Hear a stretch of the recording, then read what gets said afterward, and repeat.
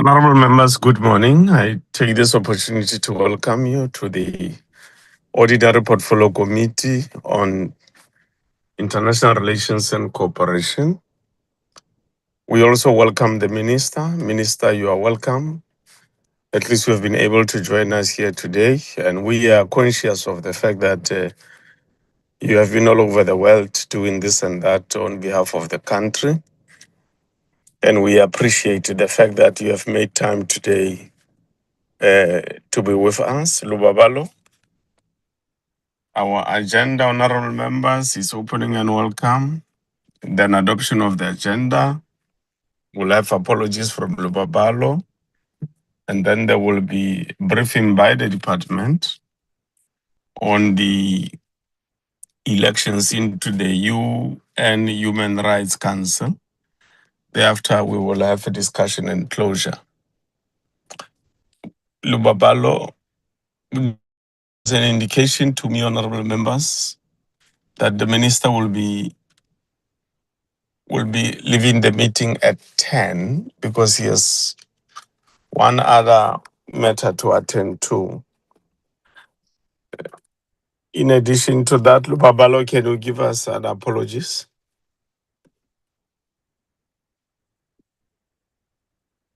Good morning, Chair. We have three apologies. One from Honorable Chetty, he's attending to other engagements, and the other two are from Deputy Minister Botes and Deputy Minister Morat. They are attending cabinet committee meetings. Thank you, Chair. And also, Chair, to know that we are also joined in the meeting by Ambassador Mkolisi Nkosi. He's our permanent representatives in the UN. Representative in the UN. Thank you, Chair. Yeah, Ambassador Nkosi, you're welcome. I wasn't aware that you are on the platform. You're welcome, and thanks for making time this time. We know that side is a very awkward time of the night, but you're welcome. You're welcome, my brother. Thank you very much, Honorable Chairperson. Thank you very much for making time for this. Yeah. Is there a hand? Yes, there's a hand, Chair. Yes, I'm trying to go to see where. Okay, in the meantime, you can speak. I don't know who is saying there's a hand. Yes, I'm trying to manage the screen here. Oh, sorry. Sorry, Chair. No, it's Kwankwa. Apologies. Chief Whip said 10, so I will be in the meeting for about 40 minutes or so. Thank you. Okay, Honorable Kwankwa. Thank you very much. Any other apology? Thank you very much. Minister, I'm now giving over to you to lay the foundation for the presentation today. And we are bearing in mind that you are going to be leaving the meeting at 10. There's no problem. Over to you, Minister Lamola. Thank you very much, Honorable Chairperson and honorable members of the Portfolio Committee for this opportunity to brief the Portfolio Committee on the significance of South Africa's re-elections to the Human Rights Council from the 18th of February 2026. The Human Rights Council, as a subsidiary organ of the General Assembly of the United Nations, is responsible for strengthening the promotion and protection of human rights worldwide and addressing situations of human rights violations, including making recommendations on these issues. You may recall, honorable members, that our global icon and former President Tata Nelson Mandela stated in 1993 that human rights will be the guiding light of South Africa's foreign affairs. To this day, South Africa remains committed to this principle. Its foreign policy is grounded in human rights, constitutional principles, and the national interest, as well as the solidarity and the peaceful resolution of conflicts. The goal is to work towards realizing the Africa Agenda 2063, fostering cooperation between the Global South and North, and advocating for multilateralism. Ultimately, the objective is to contribute to creating a better South Africa, a better Africa, and a just, peaceful, and equitable world. South Africa's membership of the Human Rights Council is therefore a practical step towards shaping global norms, values, principles. Some of the core values include A united as a sovereign and responsible state within the family of nations. This is the preamble to the Constitution. B, the pursuit of our founding values of human dignity, the realization of equality, and the promotion of human rights and freedoms, non-racialism, and non-sexism. The supremacy of the Constitution and responsiveness and transparency. C, respect for the rule of international law, especially in international human rights and humanitarian law. Therefore, South Africa's engagements in the Human Rights Council is rooted in the need to advance its foreign policy priorities, upholding constitutional principles, and safeguard national interests. To influence the development of international human rights, engage, negotiate, and articulate its positions with the objective of ensuring its perspectives are reflected in the outcomes of the Council's work. I'm pleased to confirm that we have successfully achieved these objectives and have made an impact, as evidenced by our re-election for a third consecutive term in the Human Rights Council. I now, with your permission, honorable members, invite the Director General to add to these remarks. He will be followed by Ms. Ntabiseng Malefane, the Acting Chief Director, Human Rights and Humanitarian Affairs in the department, who will deliver the presentation. As you have already acknowledged, Honorable Chairperson and honorable members, our presidents for any further clarification on this subject. I thank you, Honorable Chair of the Portfolio Committee, with your indulgence.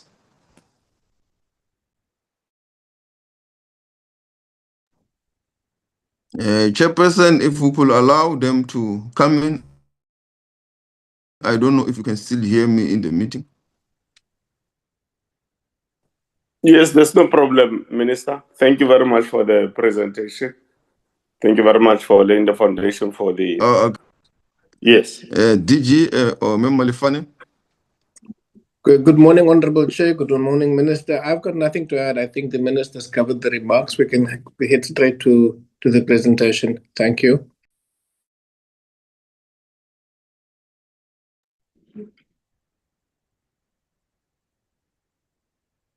Good morning, Minister. Good morning, DG, members of the Portfolio Committee, honorable members.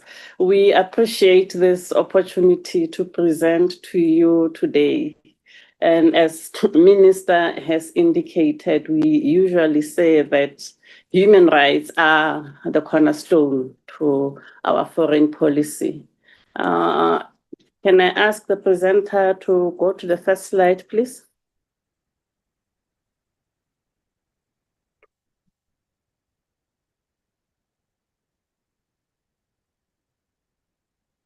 The second one.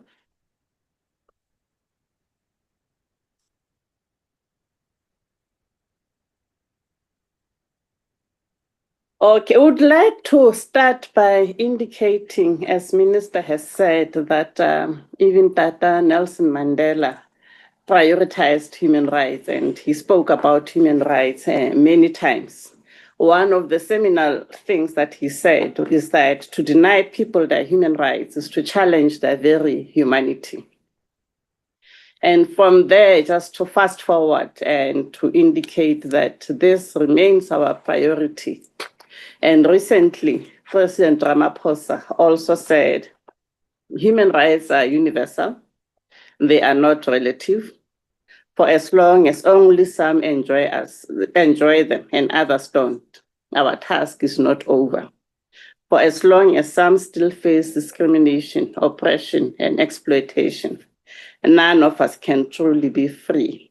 Let us join hands in promoting human rights across the globe so that all people can enjoy the freedoms that we so dearly cherish, and so that we can bequeath a better, fairer world and to the generations that follow. So this is why we are doing the work that we do and why we are happy to be re-elected into the Human Rights Council. The next slide. In terms of the context, I would just like to indicate that South Africa's engagement with the international community is based on the ideals of and respect for the promotion and protection of human rights and the rule of law. We need to ensure that South Africa plays a constructive role in the promotion and protection of human rights in an increasingly challenging environment characterized by global power shifts, rising geopolitical tensions. Consequently, human rights have seen higher political stakes than previously experienced. We'll expand on this point later. There has been a consistent pushback against diversity, equity, and inclusion within the UN system, undermining South Africa's transformative agenda, as well as the broader interest of the African continent and the global South. Nationally, the Constitution puts human rights and fundamental freedoms at the heart of South Africa's statehood and policy programs. It states that the Bill of Rights is the cornerstone of democracy in South Africa. Next slide. And therefore, our approach to human rights is that, first of all, to heal the divisions of the past and establish a society based on democratic values and fundamental human rights, which is in the preamble of our Constitution. The foundational values include human dignity, the achievement of equality, and the advancement of human rights and freedoms. This is also in the Constitution, Section 1, Para A. Our Bill of Rights, which I've mentioned also previously, Chapter 2, is based on the International Bill of Rights. And this is the Universal Declaration on Human Rights and the other instruments. All rights are important, they're treated equally and are justiciable. And also we've highlighted this because, as you know, in South Africa, even ordinary citizens have got the power and the leeway to take government to court if they think that some of their rights are not being realized. And also to pursue our national interest and promote our values, and to ensure that South Africa plays a leading and meaningful role as a responsible global citizen at the United Nations, in the Human Rights Council, the Third Committee, the Rome-based agencies, and also the Nairobi-based agencies. These are all the centers where the United Nations has got offices. And last but not least, to strengthen multilateralism and a rules-based international order. We will then move to the Human Rights Council itself and to introduce the Human Rights Council, what it is about. It was established on 15 March 2006, and this was to replace the disbanded Commission on Human Rights. The commission was disbanded because it faced numerous challenges, which we will go into if time allows. So the Human Rights Council replaced that. And the mandate of the Human Rights Council is to promote universal respect for the protection of all human rights and fundamental freedoms for all. The key functions of the Council include addressing human rights violations, including gross and systematic violations, adopting resolutions and decisions, undertaking the Universal Periodic Review, appointing experts, authorizing inquiries, and advancing human rights education and awareness and capacity building. And here, maybe just to highlight one or two things. The first one that I would like to highlight is the Universal Periodic Review, because this is one of the functions that we regard as the crown or as the jewel in the crown. The Universal Periodic Review is undertaken by all member states on a cyclical basis. We are now on the fourth cycle of the Universal Periodic Review, and all members are subjected to the review, highlighting their human rights record.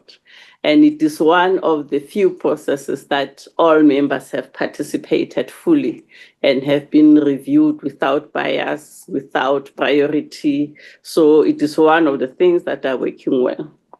And also maybe to also highlight that the Human Rights Council has got the power to appoint fact-finding missions where there are concerns of human rights violations. The most recent ones you might have seen in the media, we had the special session on Sudan, and recently we also had another special session, and all those sessions have appointed fact-finding missions into the various countries. So the council is really not toothless, and normally people say resolutions are soft law, but they're important political signals. And if a resolution has been adopted, then there is the authority that the Human Rights Council is authorized to go in and act depending on what the resolution calls for. Next slide. The composition of the council, it is made up of 47 United Nations member states, and these are elected on a yearly basis to ensure continuity. Every year, a third of the members are elected, and then the others continue. So the cycles are 3 years per member, and each member is eligible to serve for 2 consecutive terms, which is a total of 6 years. When electing members of the council, the General Assembly considers the contribution of the candidate state to the promotion and protection of human rights and the voluntary pledges and commitments made thereto. The composition, the 47 member states, is based on equitable geographical distribution, and the seats are distributed as follows. African states, we have 13 seats. Asia Pacific states, 13. Latin American and Caribbean states, 8 seats. Western European and other states, 7 seats. Eastern European states, 6 seats.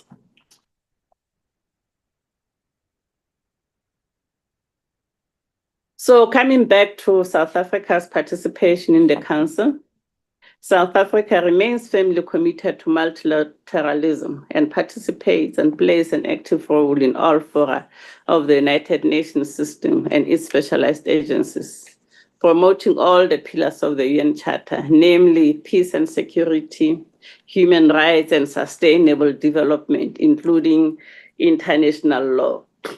I always say to the colleagues, it's a 3-legged pot, and if one of the legs is short, then our pot will not be stable. So those 3 arms, peace and security, human rights, and sustainable development, are key to making sure that the United Nations functions optimally.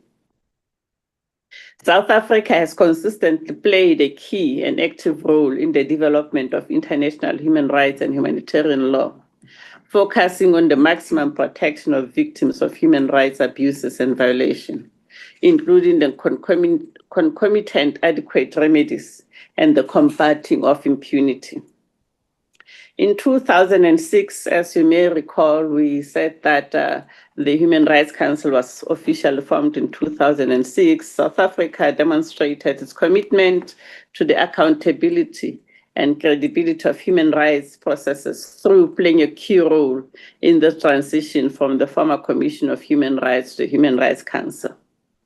And as a result, South Africa successfully served on the Council as a founding member for 2 consecutive terms from 2006 to 2010. And then we had to take a cooling off period, and again from 2014 to 2019. And we are again re-elected for the term 2023 to 2025. And therefore, the re-election for the term 2026 to 2028 marks the third consecutive term that South Africa is serving on the Council.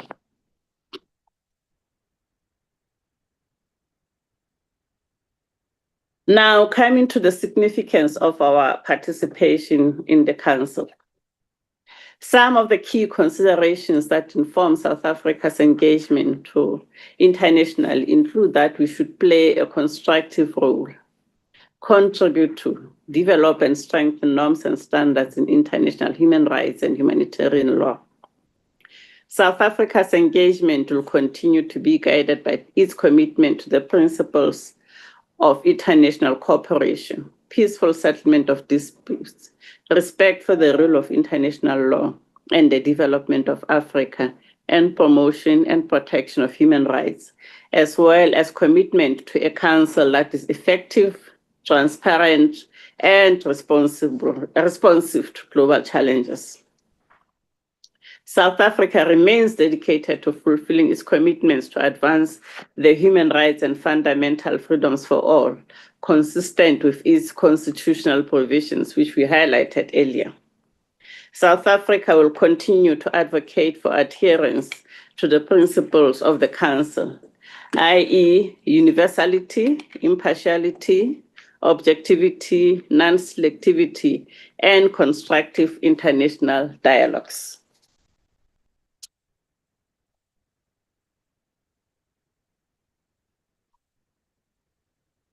Now, the commitments that we have made for ourselves as we enter the second leg of our third consecutive term is that we'll give impetus for the Council to uphold multilateralism and rules-based approach to human rights. And that is also by rejecting any unilateral action under the rubric of protection of human rights. Will become a proponent of a balanced agenda of the Human Rights Council.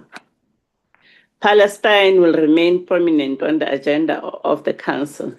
South Africa will continue to support and call for the full realization of the right to self-determination of the people of Palestine and Western Sahara. We will deepen partnerships and lead on initiatives that protect the realization of human rights and fundamental freedoms, premised on the pursuit to make human rights practically realizable for all people everywhere. Affirm the inextricability between economic, social, and cultural rights on one hand, and civil and political rights on the other, recognizing that they are universal, inalienable, indivisible, interdependent, and interrelated. In terms of our priorities, South Africa will continue to spearhead its flagship programs in the Council. Number one, it is the full and effective implementation and follow-up to the Durban Declaration and Program of Action. Members may recall that South Africa hosted the Durban Conference in 2001, and coincidentally, this year is the 25th anniversary of the Durban Declaration and Program of Action. So that is our first priority, to make sure that the DDPA is implemented fully. Secondly, the second decade for African descent, to promote the implementation and follow-up to the program of activities that commemorate this. Conclusions of the negotiations on the draft declaration of people of African descent. Elaboration of a proposed legally binding instrument on activities of private military and security companies, and also elaboration of a proposed legally binding instrument on the activities of transnational corporations and other business enterprises. We'll also support and advance initiatives that promote the right to development. Last but not least, to deepen commitment to the promotion of equality and non-discrimination through mainstreaming the non-discrimination agenda, This includes women empowerment and gender equality. And I must say that again, women empowerment and gender equality is one of our big priorities, which personally I'm very much invested in. Children's rights, the rights of persons with disabilities, sexual orientation, gender identity and expression, and also taking into account the rights of all marginalized communities. We'll not list all of them here. Continuing with our priorities, we'll ensure that international law is upheld in all circumstances without discrimination, including in context of armed conflict and situations of foreign occupation. To promote accountability for violations to ensure non-repetition and non-recurrence. Advance the African agenda and ensure that the needs and priorities of the continent are reflected in the work of the Human Rights Council. Push for the finalization of the review process of the Council by the General Assembly, with Geneva providing inputs. I must say the General Assembly sits in New York, the Human Rights Council sits in Geneva, but because the Human Rights Council is a subsidiary organ of the General Assembly, the review will happen in New York, and hence Geneva will provide the inputs. Push for the implementation of the efficiency measures to make the Council fit for purpose.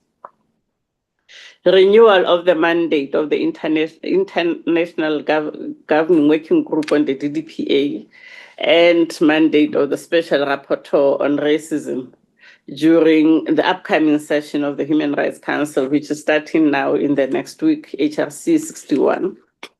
And renewal of all the 9 mandates, including the second tenure, to advance the full implementation of the DDPA, which was also mentioned in the previous slides. Advocate for adequate resource provision to enable the Council to effectively deliver on its mandate.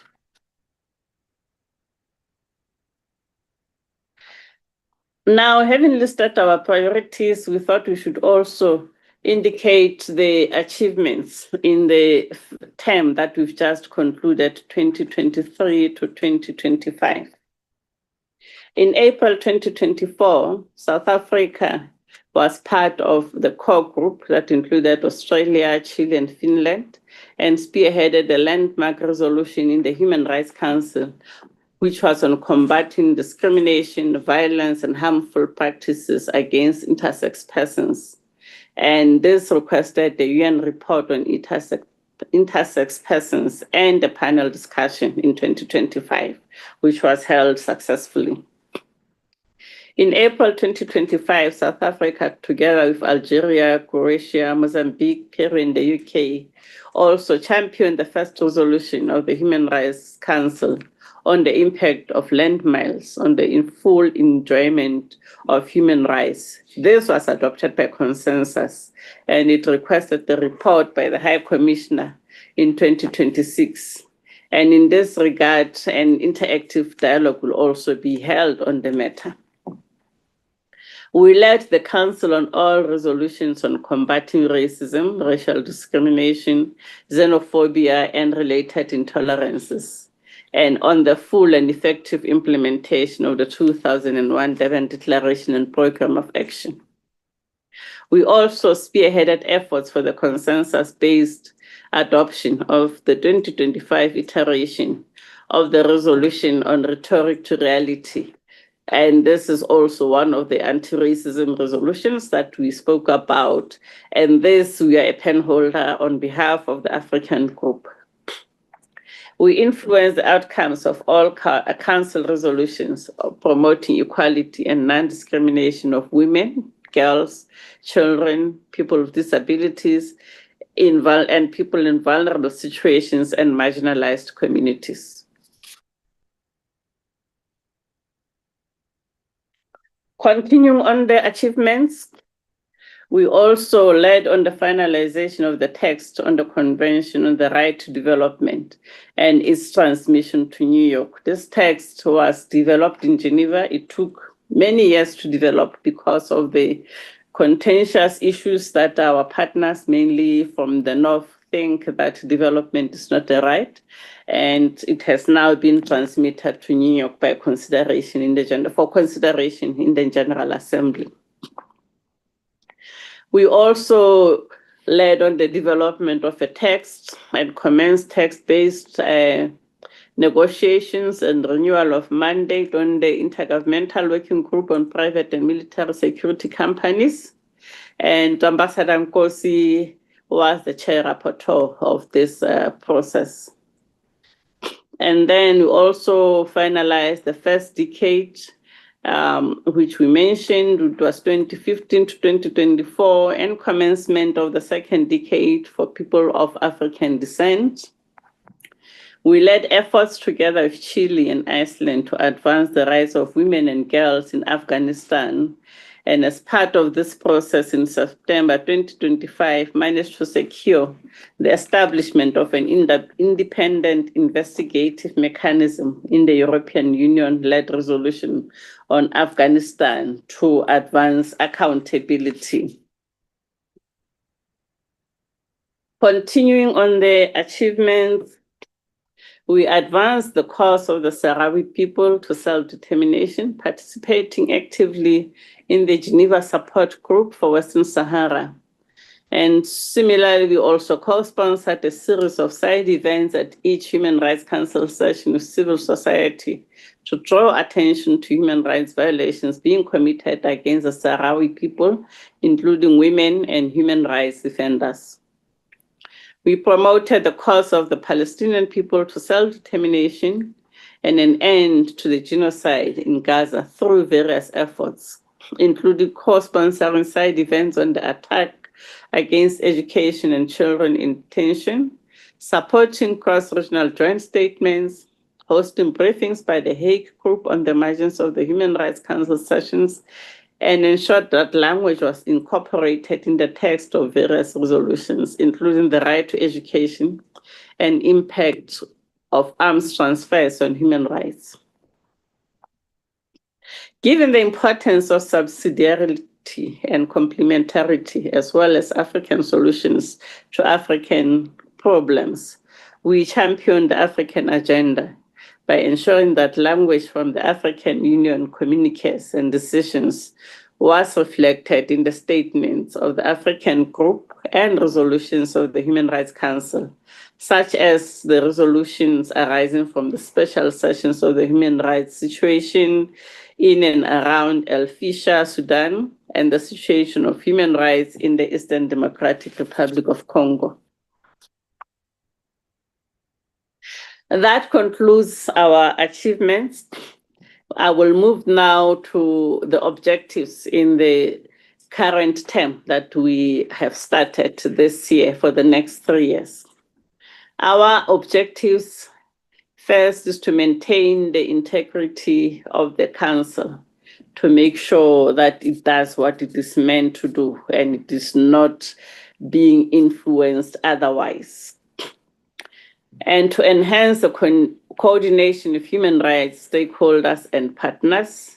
And this is a variety of stakeholders, both in and out of government, civil society, private sector, and so on. And also hosting of country visits by special mandate holders.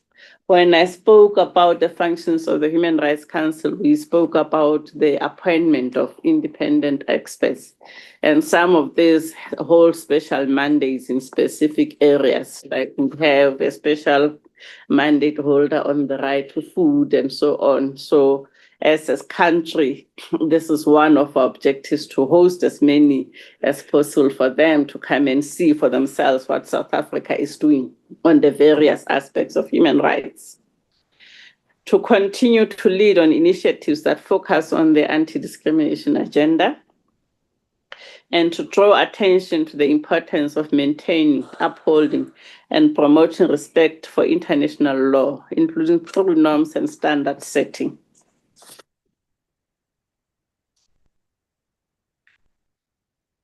Last but not least, we thought we shouldn't just paint a rosy picture. As much as we have objectives and we have big hopes, there are potential challenges. They are not a crisis yet, but they are challenges. Number one, the United Nations is facing what is called a liquidity crisis. Basically, there's not enough money to do all the programs and projects of the United Nations. And this is partly due to the withdrawal of some member states not paying their contributions and so on. And linked to that, we have what is called the UN80 initiative. And the UN80 initiative is basically to say, after 8 years of the United Nations, is it still fit for purpose? And there's a process that has started in New York to try and look at the various organizations and the various functions to try and, I call it the restructuring, but it's not necessarily a restructuring. It's just a reprioritization exercise, but that might have an impact as well on the work of the Human Rights Council. We also have politicization and selective targeting of alleged human rights violations and abuses. And you'd find that this is particularly in the agenda of the Human Rights Council. There's a disproportionate number of developing countries that are being considered by the Council, whereas you find that the developed countries also have their own human rights challenges, but these are not being considered by the Council. We also find that NGOs and civil society groups that are increasingly using the Council to campaign for their causes and put pressure on governments to promote and foster accountability. And with civil society, I usually say to the colleagues, you need to follow the money, and then you'll know why they're saying what they are saying. Because as you know, civil society organizations get funded by different groupings and different governments, and depending on who's funding them, then they will push that agenda. And they're increasingly placing pressure on the Human Rights Council and the members. And then the instrumentalization and weaponization of human rights. This is linked to what I said earlier, that sometimes human rights are used as a weapon against specific member states. Also, the attempts, we spoke earlier about the review of the status of the Human Rights Council in New York.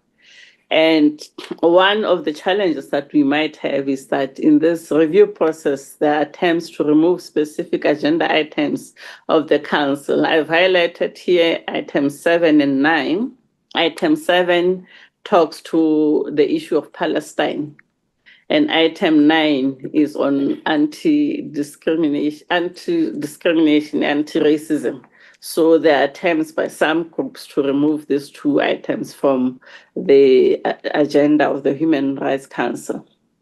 There's also increasing resistance, pushback, backlash, and stagnation on gender equality and women's and girls' rights. This has also become one of the big challenges because we had made a lot of gains on the language on gender equality, but we are seeing more and more pushback and regression on agreed language.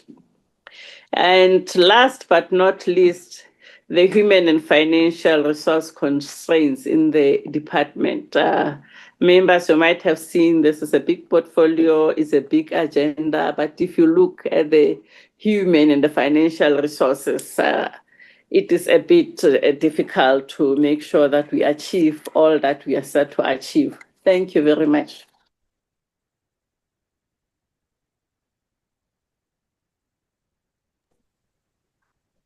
Thank you very much. Is there any addition from anyone?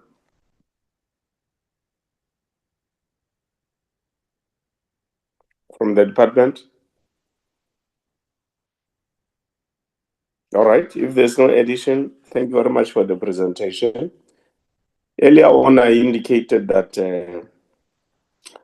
our ambassador is from, I confused Geneva. I don't know in my head why I was thinking of the US and the UN at the same time. So Ambassador Nkosi, honorable members, he is in Geneva, in Switzerland. Therefore, there's no problems of time. I the difference is about an hour. So now it's 9:45 here. In Geneva, it should be 9:45. Is it correct, Ambassador Nkosi? Yes, indeed, that is correct, Honorable Chairperson. Yes, and good to see you. Good to see you too. Good morning, Chairperson and Honorable. Yes. Thank you very much. All right, honorable members, we can now engage with the presentation. The doctor? Thank you, Chair. Thank you, Minister. Thank you, Ambassador, and thank you to the DECO staff that is here. Good morning, honorable members. My response to this is tied to the fact that we are currently, as Pan-Africanists, fighting for revolutionizing the global financial and political architecture. Some people use the word transforming.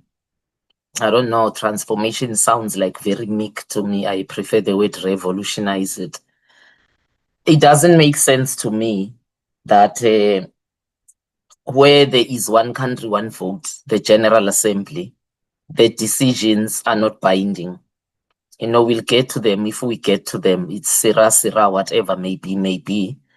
But the decisions of the Security Council, which is a seclusion of 5 countries who elected themselves after the Second World War to prevent more wars, but how many have we had since then, actually? Their decisions are binding on all member states and on the General Assembly. So I'm not sure, for me, how we want to tackle this as South Africa. My proposals, or MKP proposals, are that we should be fighting to make the UN General Assembly decisions binding. Then we are getting somewhere. Because there's one member country, one vote, 1. 2, even the Human Rights Council decisions are not binding. So after we have wasted all this money, all this effort, it's still something that member states will get to if they get to. And I think because they are not binding, there's no strict criteria in terms of who can be a member.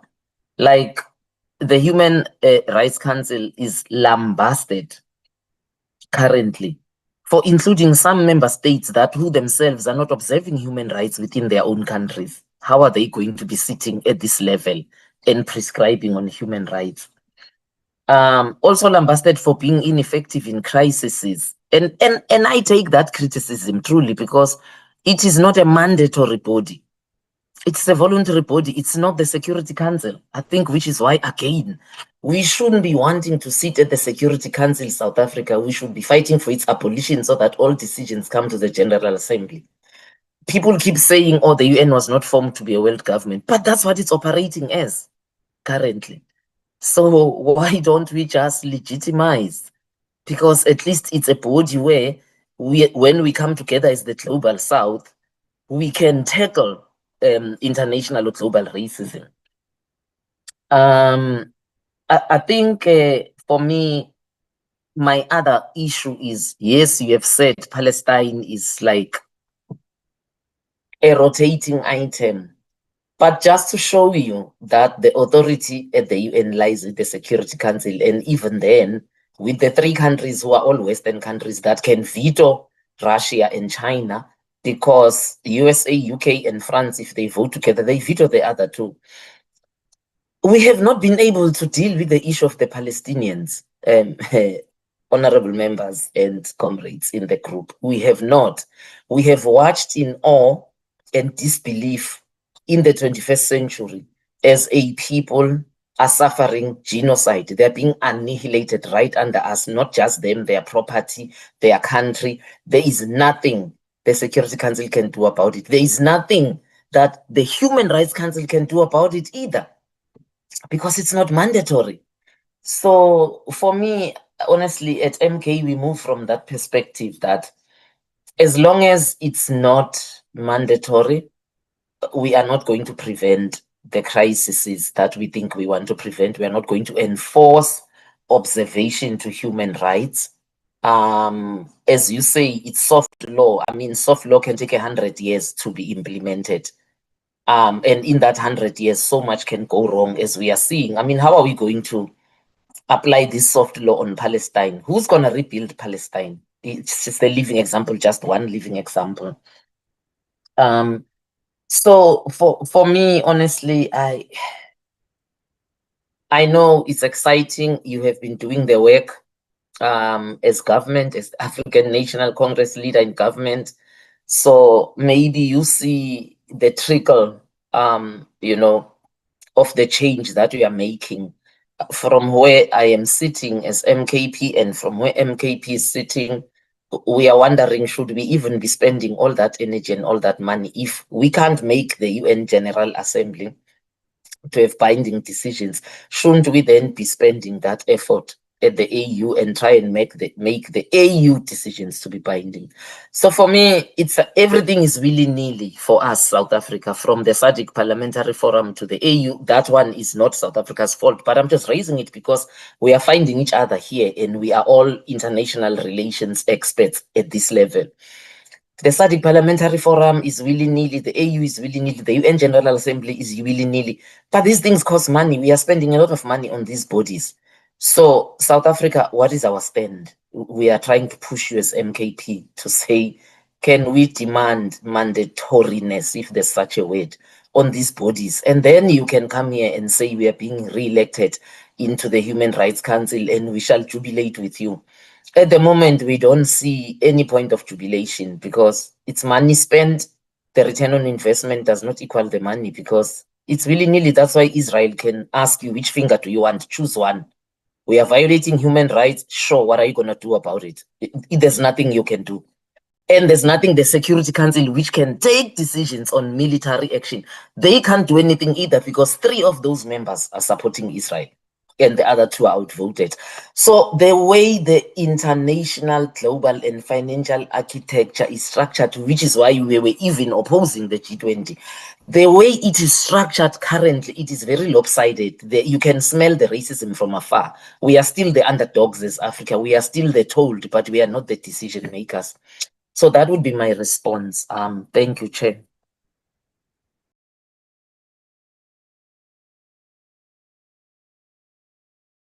Thank you, Doc. I think let's honor the Reverend Muruti. I know you always have the pressure of handling many things. That's why I'm giving you an opportunity now in case you're under pressure for time. I just have 3 clarity-seeking questions on the potential challenges. Bullet 3 speaks about politicization and selective targeting of alleged human rights violations. If I can get a little bit more light on that, the targeting of alleged human rights violations and the weaponization of human rights, how it works, and the 2 items on Palestine and anti-discrimination. Can we get more light on that? How are those challenges affected? And maybe the last one, the last bullet, human rights and financial resource constraints. Now, what is on the table as a suggestion of how to deal with these resource constraints? Are all members on target or ahead, or are all members paying their dues on time, or are the members who have not paid? And if there are members who have not paid, what is being done about them to ensure that this resource constraint, financial resource constraint, is effectively done away with? And what's the way forward in general to ensure that there are enough resources to do what needs to be done to ensure that these human rights are observed by all stakeholders? Thank you, Chairperson. Honorable Smith.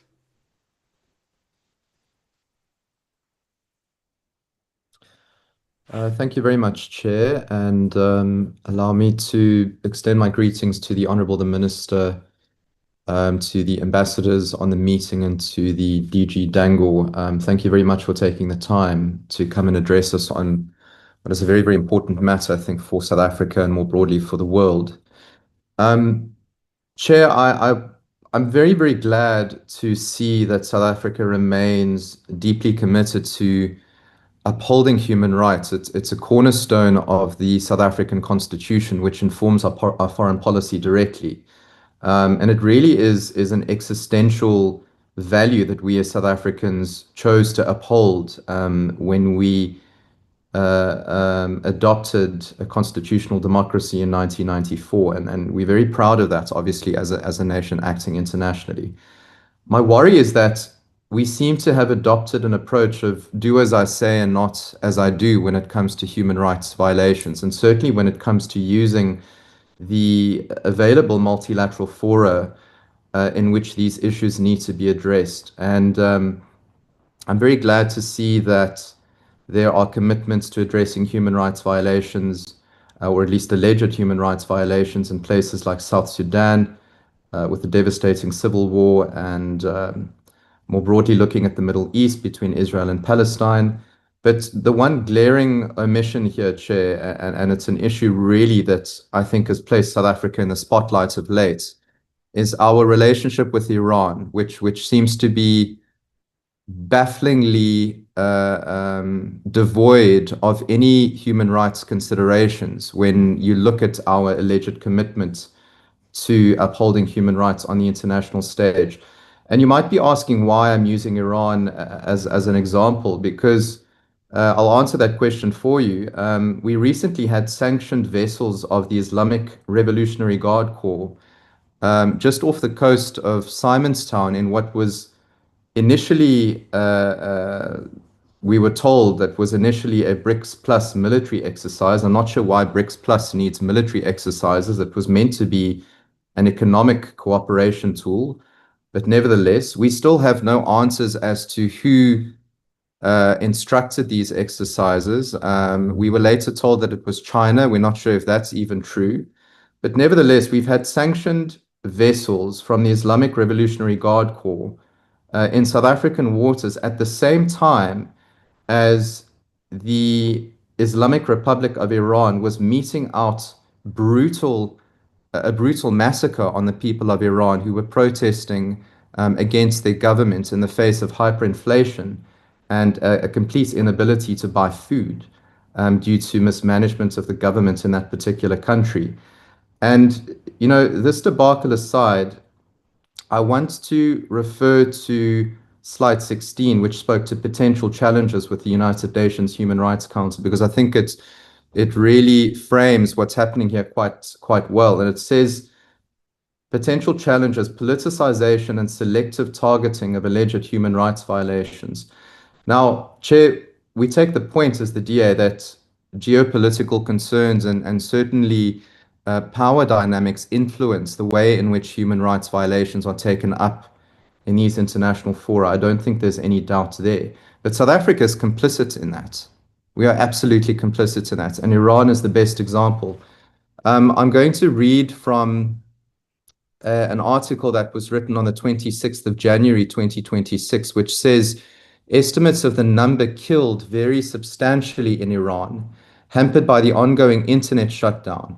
The Iranian government has acknowledged more than 3,000 dead, and the US-based organization Human Rights Activists News Agency, whose figures have been reliable during previous crackdowns, says it has verified more than 6,000 dead and has more than 17,000 more recorded deaths under investigation, giving a possible total of about 22,000. Other estimates from doctors based outside Iran range up to 33,000 or more. Testimony from morgues, graveyards, and hospitals around the country reveal concerted efforts by authorities to conceal the true size of the toll, bodies being transported in ice cream vans and meat trucks, piles of the dead being hastily buried, and hundreds of bodies apparently disappearing from Iran's network of forensic facilities. Now, Chair, while I have the Minister on the line, he will recall that I wrote to him in the middle of January asking that South Africa report Iran to the United Nations Human Rights Council in the face of these alleged human rights atrocities, which since have been, most of which have subsequently been verified. And we didn't receive a response, interestingly enough, until about 9 o'clock at night, in the middle of the President's State of the Nation address, when an email came through to me with the President's response, and apologies, with the Minister's response. And what the Minister said is that considering the allegations of armed protesters in Iran killing civilians and security personnel, burning key civilian infrastructure and also mosques, there is sufficient reason to believe that some of the violence is being instigated and supported by actors external to Iran, which may be acting with malign objectives as opposed to advancing the interests of the Iranian people. Then says the situation therefore may require an independent inquiry led by the United Nations to assess what rights have been breached by all actors, including the Iranian government, the armed protesters, and by external actors supporting the latter with arms. Now, Chair, my question to the Minister and potentially to the DG as well, or the department as a whole, is if we supposedly seem to have intelligence as to what's happening in Iran, was this reported to the Human Rights Council? And if not, what information are we believing about human rights violations and how are we acting on them? Because the selective approach is deeply entrenched in the current administration and really renders us inconsistent and uncredible when it comes to our support for human rights violations internationally. And Chair, we can't be talking about human rights on the one hand and then doing absolutely nothing about it on the fora where we have a seat to represent these particular issues. So I would like to hear from the Minister. Can he clarify what does he know about what happened in Iran that is different to several verified international reports at the moment? Has South Africa reported this intelligence that we purportedly have about Iran to the relevant authorities? And if there is an investigation underway by the United Nations, as is alluded to in this letter, has South Africa made any referrals to that? Have we made any input as to the content? Because we seem to be sitting on information about Iran that the rest of the world is oblivious to. And if that information is indeed incorrect, why are we not taking action against Iran? And again, Chair, I say this because at the same time, we had Iranian sanctioned vessels in our water for military exercises, which is a complete violation of our human rights-based constitution and foreign policy by extension. And also because we're now a member of BRICS Plus, where Iran features quite prominently. So I really would like to understand why there's a selective approach to human rights violations or our upholding of human rights on the international stage when it comes to particular nations, and why we have such a blind spot when it comes to the to the Islamic Republic of Iran. Thank you, Chair.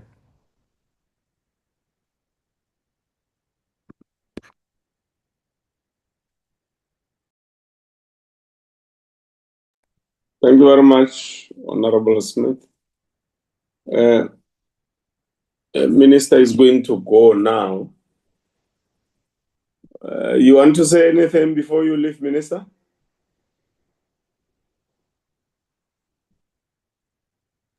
Yes, thank you very much, Chairperson.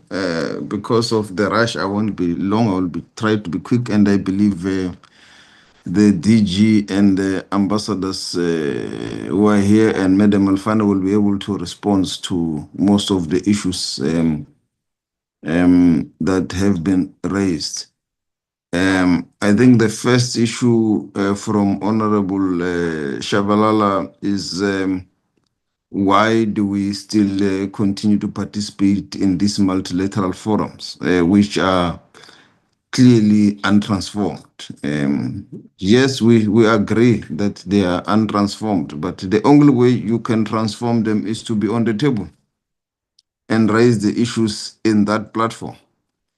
And that is what we are doing by raising the issues in those platforms where these institutions can be transformed. And there is a clear hope with regards to the United Nations, where the Pact of the Future was adopted in relation to its transformation, and there is a path moving towards that, which has also been a path of the African Union, which is now a common position. Also, the African Union is another multilateral platform. So our foreign policy is anchored and believe that multilateral platforms remains key platforms of engagements that we should participate to transform the global governance architecture and also the global financial architecture. And there is now a move and a shift in the needle, which is exemplified by the Pact of the Future, and also the Financing for Development conference, which preceded our G20, also took resolutions in line with what we have been raising with regards to the global financial architecture, its transformation, its composition, and also its formula of financing for development, particularly for the African continent and the global south. And this is also exemplified in relations to issues of financing for climate change, which is less than 5% in the African continent, that the G20 resolved to change that method of financing. But we also remember, you will remember, Chair, that there was also the Cost of Capital Commission, which has produced an impactful report that was chaired by former Minister Manuel, also aimed to change the manner in which countries in the global south and in the African continent are given finance. The cost of that financing in that regard. So we will not have achieved this if we were not in the G20. For example, now the G20 is proceeding without South Africa being invited, as honorable members are aware, because of the US, which is the chair now, has not invited us. So they will make decisions there, which clearly still favors the countries in the global north, consolidate on the regulation, which is what they believe in line with this G20 platform of 2026. But if South Africa was there, we could continue to advance financing justice, a fair, equitable distribution of resources to the people in the globe, and so forth. So not being there does not solve the problem. In fact, it gives those that you want to transform the platform a chance to talk without you and exclude you in any project of fairness.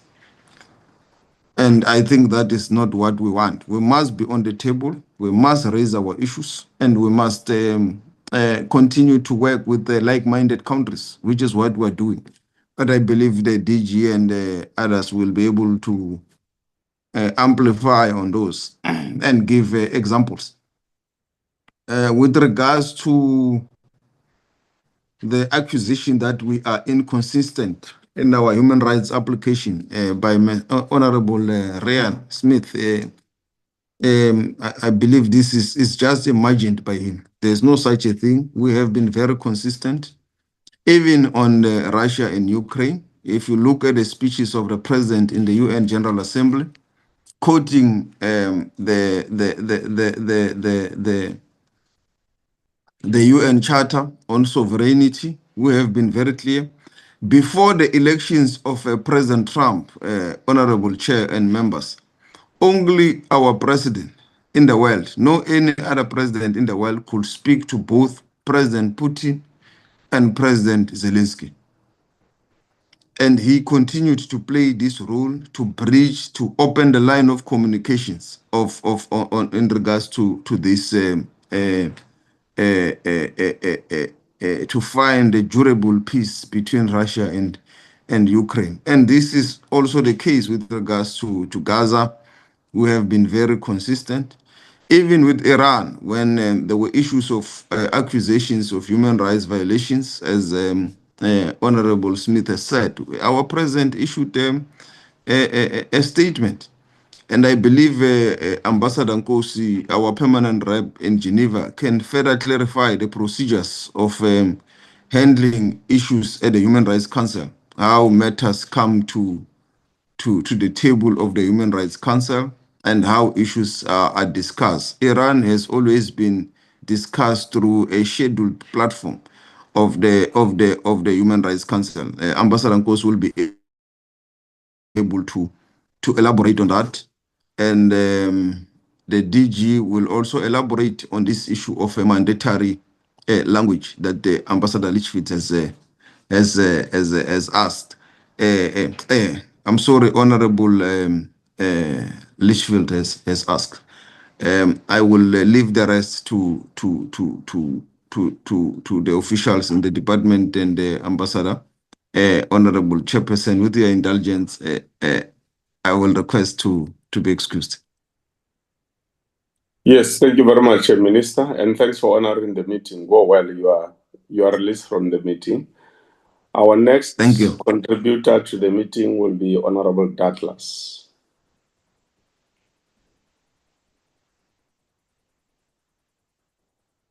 Hi, Mr. James, struggling with my buttons here. Please forgive me. Can I just say thank you very much to the presenter, and I'm going to greet you all as usual in my language, the language of the Koyan Son, Kaites, and in the name of my Lord and Savior Jesus Christ. I really want to say a special thanks to Ambassador Nkosi from Geneva in Switzerland, and send you our warm regards and thanks again for hosting us when we were there as a committee for the previous events. Mr. Chair, before engaging the technical aspects of this briefing, there's a couple of issues that are at a geopolitical level is related to human rights. And, we want to just really say that we are living in a very dangerous time of escalation in our countries and in our world. And there's an escalation of tensions between major global powers, including a rising confrontation involving NATO, Iran, Israel, Russia, other places. And we're looking at staring down the battle of World War III in the Middle East again. And this will become a human rights violation. So we need urgently to become more urgent and have teeth in these bodies. As much as the Human Rights Commission and the United Nations are bodies of peace and multipolarity and multilateral agreement. And I agree with the minister in that regard that we need to talk to the people around us. But the way in which the relationships are held are actually changing, because we're seeing the rise of global geopolitical militarism, and where the strong can take what they want from the weak, and violation of sovereignty and violation of human rights are just parked for what is called self-interest, Mr. Chair. So, we really want to make sure that when it comes to where we are going, that these bodies are given teeth, and that we can actually do something, and the whole countries and continents responsible for violations. South Africa's re-election to the Human Rights Council must not be treated just as ceremonial prestige. It must be measured by whether it materially advances dignity, sovereignty, and development for oppressed peoples, both globally and here at home, Mr. Chair. We always speak about the fact that we mustn't just be, performance metrics and tick box exercise. We need to make sure that whatever we do and wherever we are, that we need to make sure that we localize and domesticate it, so that we don't become hypocrites on a global stage. And that's why I always say, like, what is this position done to help us some of the issues that we are facing here for African indigenous and African Aboriginal people? Because we see the violation of our rights for not being given our land back and not being given our resources back, because human rights are inseparable from land, and human rights are inseparable from resources, and it's inseparable from control of territory. Because when someone has control over that and uses that to keep you enslaved in poverty, like it's done to us, this is also a violation of our human rights. And it's also a violation of agreements that we've signed with the United Nations, like the United Nations Declaration of the Rights of Indigenous People. These are not just moral questions, they are geopolitical questions since the rise of colonial military aggression from the West, Mr. Chair. Durko correctly notes global power shifts, but geopolitical tensions and pushback against equity and inclusion in its report. However, MKP concern is that South Africa still operates in multilateral institutions with a largely procedural posture when it is required as a strategic, ideological, and power-conscious posture that openly advances a global South, anti-imperialist, and Pan-African agenda. Mr. Chair, I think that, the presentation outlines important priorities: the right to development, anti-racism, and the Durban Declaration, the people of African descent, and also the corporate accountability, private military companies, Palestine, and equality and non-discrimination. But when we look at all of that and we look at what is the last two chairpersonships wrought for South Africa, as much as we've done things for the rest of the world and what we've done for many of the countries in terms of raising the issues around Palestine, the ICJ case, many of the genocides that was highlighted by South Africa is commendable. But where are the measurable outcomes again? Not just in attendance or vote record, but tangible human rights related outcomes to poor South Africans. We have a hunger crisis. We have access to food crisis. We have a violation of our human rights in terms of our land rights and occupational rights. These things need to be addressed also at that level. If we are not putting those things on this international agenda, our right to land restitution, land reform, compensation for what was stolen from us, from the colonial powers who occupied us, as well as the apartheid state and its beneficiaries. These are things that we want to see on the agenda that is pushed through this chairpersonship, Mr. Chair. The chairpersonship on human rights needs to speak about the human rights violations against the Khoi and San as Aboriginal people, the genocide that happened against us and is still happening against us today by other means. Because we have nothing, and the African indigenous tribes like the Zulus and Xhosas and our traditional leaders and our kings and our queens have had their land and their rights and mineral rights taken from them. When is that going to be taken by this austere body and through the chairpersonship or through being on these bodies? When is that going to translate into something back home? Using the United Nations and the United Nations Declaration of the Rights of Indigenous People and your position on the UN HRC to help us, not just represent us, help us. So, Mr. Chair, we have had our rights violated by the crime that's been allowed to spread for the last 30 years. So we need to receive the resolution of those kind of things, Mr. Chair, as well. We must see economic justice as well for us as a people. So when it comes to where we are, Mr. Chair, we want to just check whether the department can provide some measurable indicators demonstrating how South Africa's participation in the United Nations Human Rights Council for 2026 to 2028 will translate into tangible developmental benefits for poor and marginalized South Africa. And then whether the department agrees that human rights are increasingly being selectively applied in global geopolitics against developing countries. Because we see, Mr. Chair, from my side, that there isn't a human rights is selectively applied, that African states are often more targeted. We find our presidents and our leaders in front of global courts, but not the same does not apply for Western nations like the British or the Americans or other people who have also committed mass genocide and war crimes against many people. And for us, that selective justice is a problem in the way the world is interpreted and even how media reports what's happening in the world.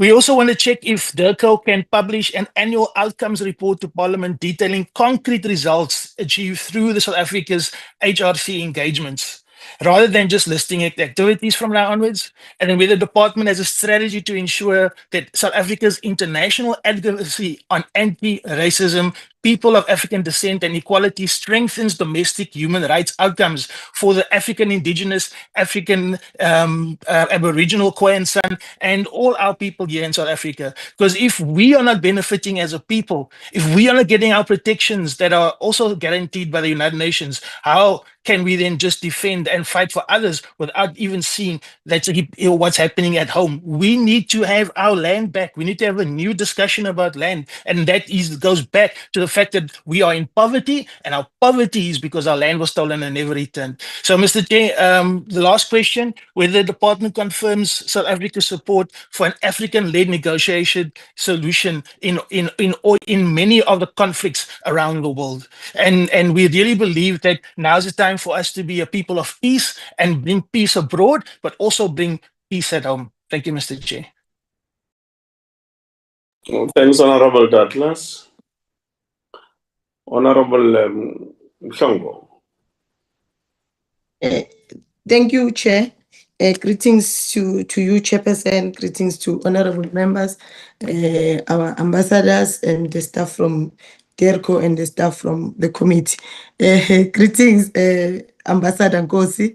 Last time we saw each other, Ambassador, you were supporting the South African delegation at the Interparliamentary Union Assembly that was held last year in October in Geneva, in which you were very supportive to the delegation. Ambassador, I must really commend you for your dedication and the work that you do on a daily basis, Ambassador, in advancing the interest of South Africa at the global stage.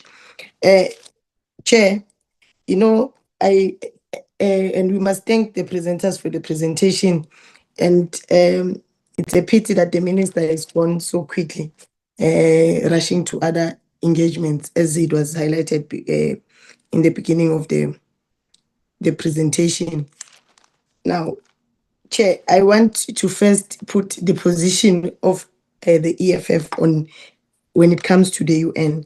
The EFF, Chair, we view the UN as an imperialist instrument that is used to perpetuate global inequality, especially through the UN Security Council, where African nations are sidelined in decision-making processes that affect global peace and security. And we believe that the emancipation of Africa will not come through the current structures of one African Union, Pan-African Parliament, and the UN, unless they undergo radical transformation. Until we transform these institutions, and even the regional bodies like your SADC will not advance economic emancipation and bring real change, radical change and transformation for our people unless they go radical change. Because one, if you look at the AU, it's like a gentleman's club. They don't have teeth to bite. They don't have legislative powers. Whatever decision they take is just it's like a tick box exercise. It's done because people met. People have to issue statements. People have to do this and that. But in reality, there's nothing legislatively that holds these powers, that ensures that we are able to hold each other accountable and ensure that when decisions are taken, they're then fully implemented. I want to give an example, Chair, with the issue of Western Sahara. The advancement of the Sahara people is supported by us, Chair. It must be advanced. Now, if you look with the issue of Sahara, obviously, us as the EFF, we've strongly, since inception, we've taken a stance to support the liberation of Western Sahara from the illegal occupation of Morocco. Now, Chair, you will recall that in Western Sahara has been in illegal occupation since 1975. Despite the United Nations and the African Union affirming the Sahara's people's rights, to this day, Western Sahara remains legally occupied by Morocco. Now, to further show that there's issues here, some of us here in this committee, we speak with our conscience not really clear. Now, Chair, recently, I think late last year, we saw a former head of state going to Morocco to declare support for Morocco when a person has been a head of state and knows exactly the position of the South African government when it comes to Western Sahara and Morocco. I have been condemning and say that this is not the stance or the position of the South African government, because we don't be as the South African Sahara, we are against the illegal occupation by Morocco. We must never forget who Morocco is. Morocco, even at some point, did not want to be part of the African Union. And Chair, when I say we must transform, when the EFF says we must transform these bodies, it's not because we're saying it because we're board or something. You know, Chair, history is a very a good teacher. During the presidency of South Africa leading the AU, we admitted Morocco back into the African Union. Why did we do that? That's a question. Under our leadership in South Africa, when we say that we protect human rights, we are champions of human rights. Now, if you check, I think it's slide 4, where it speaks about South Africa's approach to human rights. We say we heal the divisions of the past and establish a society based on democratic values and fundamental human rights, which is now the preamble of the Constitution. But how do we heal injustices of the past when our people are still living in squalor, in the informal settlements, and in the township? Our people are still living in the townships that were designed by the apartheid government to ensure that Black people, colored people, and Indians are in the periphery, far away from economic activities, far away from where the infrastructure and services are. To these days, we have maintained those settlements that were designed by the apartheid government in South Africa, but we seek to heal the divisions of the past. To this day, we still have outside of Parliament, Chair, 2 o'clock, all of us were coming to the dome. Right there, now that they've closed, you won't see it properly. But outside of Parliament, there's the statue of Louis Botha, Chair. We've got a problem with that. How do we heal when we are permanently reminded about apartheid architects? They are on our public spaces, they are on our faces. How do we heal divisions of the past when land ownership of South Africa does not represent the demographics of South Africa? We can't heal, Chairperson, because majority of the people, the majority of the population of South Africa does not own land. They live in squalor, in the informal settlements. They live in townships. I'll give you an example. People who live in the capital city of Tshwane, a majority of the people are in Soshanguve, Mabopane, Winterfell, far away from the city center where there's economic opportunities. Those townships were designed to keep Black people away from the economic opportunities. We still maintain them even under a democratic government, and we expect our people to heal. We say we are healing the divisions of the past and establish a society based on democratic. What healing will it be for a person who is still permanently excluded from the economic opportunities that this country can offer? We have seen with trade agreements that foreign policy only benefits the companies, the big multilateral companies that also used to benefit during apartheid. Now, we were interested in this part where it speaks about politicization and selective targeting of alleged human rights violations or abusers. The point in question, Venezuela, Chairperson, the Bolivarian Republic of Venezuela was targeted nefariously by the United States of America because they wanted access to their oil. Before they could target and abduct the president, Comrade Maduro, or president of Venezuela from Venezuela, the US first accused Venezuela of narco-terrorism. That is the modus operandi of the US. They first accuse you of something wrong that you are doing, so that when they advance to destroy your country, there was a time where Iraq was accused of having weapons of mass destruction, and Prime Minister Hussein was killed. To this day, those weapons of mass destruction have not been found by anyone.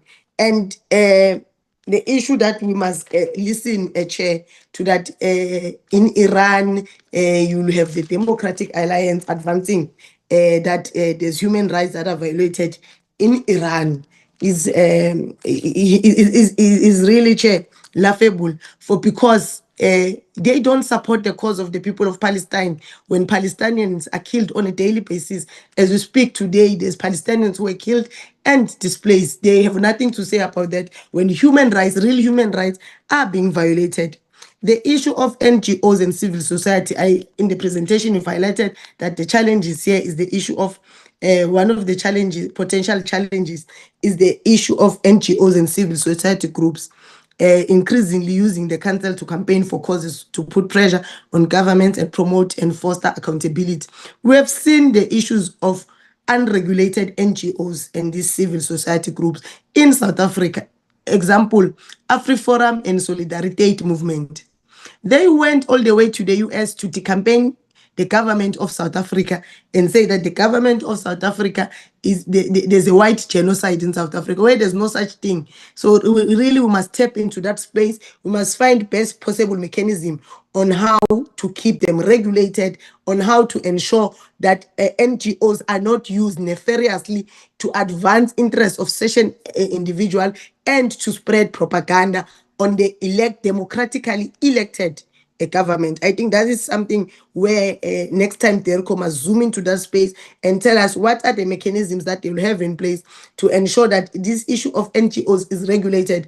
I was interested in getting the views of the minister on that issue of NGOs that are left unattended, like AfriForum and Solidarity, to continue to do as they please to undermine the sovereignty of South Africa and mobilize foreign interference in domestic policies of South Africa. Another point I saw that is really is something that we must look forward to getting progress report. Hope next time DERCO will give us a feedback on the rights of women and girls in Afghanistan. That is very progressive, but it was established in September last year, meaning by now I don't think they've got a progressive report. I look forward to hearing how that issue gets to be revitalized. And the issue of the illegal occupation and the genocide in Palestine perpetuated by the apartheid state of Israel. We must never lose sight of that issue, Chair. And we must really encourage, I think, the arrival of Brazil in South Africa, the ambassador designate of the US. We really are keen and looking forward to see if the president will accept his letter of credence, if the man will be allowed to continue with his duty. When we know his stance, he supported the apartheid government to continue in South Africa. He was against the liberation of people. He's a supporter of apartheid. He's now in our soil, has arrived in South Africa. He says he will be using the position of ambassador to ensure that South Africa withdraws the case of genocide at the ICJ. He will make sure that he stops the relationship of South Africa and Russia. He will make sure that we don't continue to cut the diplomatic ties and economic ties with Israel. Chair, I think in the UN ambassadors in the Human Rights Commission, you must mobilize other member states to cut all diplomatic and economic ties with apartheid state of Israel. No one must have any economic or diplomatic ties with Israel as long as they continue the genocide in Palestine. It should be a collective stance that is taken by all the member states if really we want to see progressive decisions being taken by the UN for us to consider the UN Human Rights Council and any of the bodies of the UN, if they were to be considered serious. Let's do something as a bloc. And I'm really worried about the issue of having other agenda items being removed when you take these decisions. I know, countries, they lobby each other. There's a lot of lobbying that happens in these meetings and gatherings that must happen. But really, we must be able to lobby each other based on principle. People must not remove items that they are not supporting for their own nefarious agenda. Issue of Sudan and DRC must always be in our radar because DRC is too close to comfort as part of SADC, but also Sudan is in Africa. The peace and stability of Africa, when it is threatened, all of us should be worried on the best possible solution that we can get, because the stability and peace of Africa is our concern, all of us. If there's no stability and security in any part of Africa, it affects us in one way or another, and we must really be concerned about that. Chair, I'll leave it there for now. Thank you. Thank you very much, Honorable Nsongo. Honorable Muela.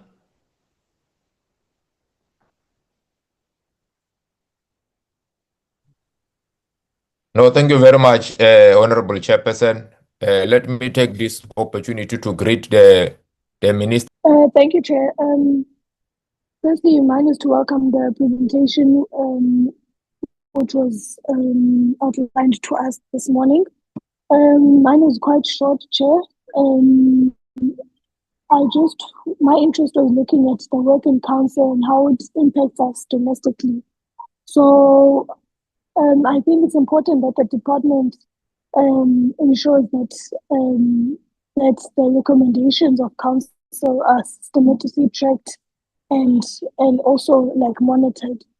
And I also think there should be a centralized national mechanism to monitor the implementation of these human rights recommendations across all the departments.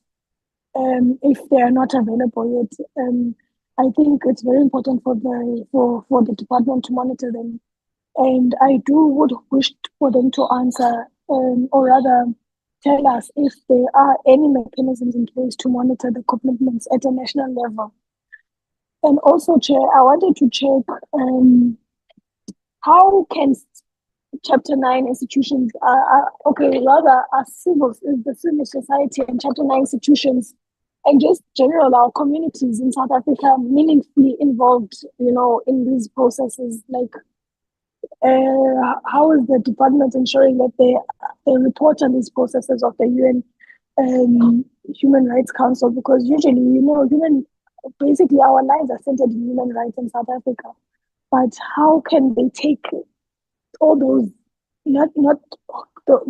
how can they take the resolutions or recommendations to a local level? Because in essence, these do affect us, locally, you see. And then also, Chair, I also wanted to check, how DIRCO, or rather, let's say South Africa and the Council, how does it ensure consistency between our human rights position internationally and our domestic realities which we face, such as gender-based violence, access to services, socioeconomic rights, etc. How does it strike a balance between our contribution in the Council and its impact at a domestic level? And I just want to say lastly that South Africa must just continue using its seat, to challenge, the selectivity that we see and double standards, in our global arena when it comes to human rights. It's commendable, but they must continue doing that. But I do think that our work in Council must translate to something here back at home. Thank you, Chair. Thanks, Honorable Kumaka. Honorable members, as you know, the minister did indicate that he will be going to attend something else. Just before we give to the DG and his collective to respond to some of the issues, we will see what happens in as far as the designated ambassador of the US is concerned. But as honorable members know, we have, as the committee, for instance, accepted the requests by some of the ambassadors representing various countries to come and speak to the portfolio committee.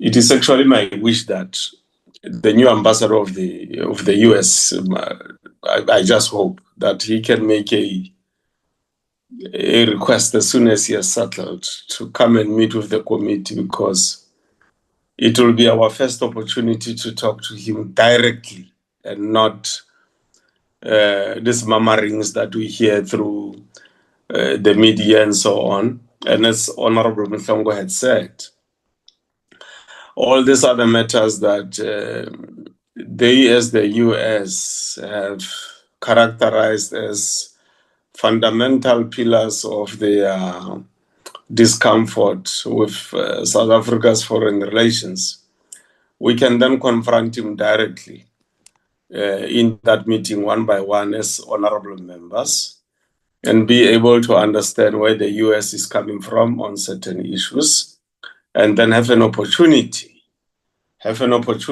to educate him, but also to put truth to him on behalf of him representing the US here, on where South Africa stands on certain global issues and where we are as a country, what we believe in, what is it that we don't believe in. I just hope he will take that opportunity to do so. We did meet with the ambassador of Ukraine, though it wasn't in the committee, but the committee had mandated me to meet with the ambassador of Ukraine. And since then, Ukraine has adopted a different posture to South Africa. Next week, we will table requests of various ambassadors to meet with us, and this includes the new ambassador of Ukraine. And they make it very clear that they really want to deepen cordial relations with South Africa. So it will depend on him. Honorable members, as you know, South Africa has achieved a lot in as far as matters of human rights are concerned. They are a consequence of our constitution, whose 30 years we are celebrating this year.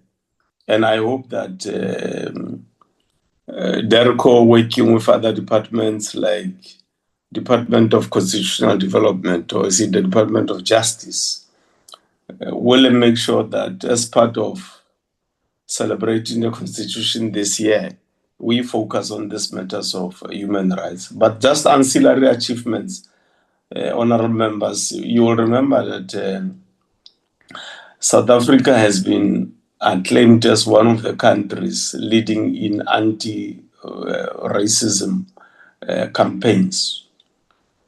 You also know that as a country we have taken a decision to formally in the constitution do a recognition of the LGBTQ plus rights. You know that Nevi Pillay from South Africa has been appointed in the United Nations Human Rights Council. I think her position is well recognized globally. I also hope that members will recall that South Africa has hosted some recognizable global conferences on human rights. One of them was in Durban some years ago. You also know that at the international level, our voice has not dwindled on matters of racism and xenophobia. In our own country here, we have consistently raised these matters of racism and incidents of xenophobia. You know, our courts are always dealing with some of these matters on a consistent basis. You also remember, honorable members, we based on our constitution, we recognize the rights of women, of children, of people living with disabilities, and so on. So those are some of the things that we have achieved as a country. The context, part of the context why we went to the ICJ as South Africa was not to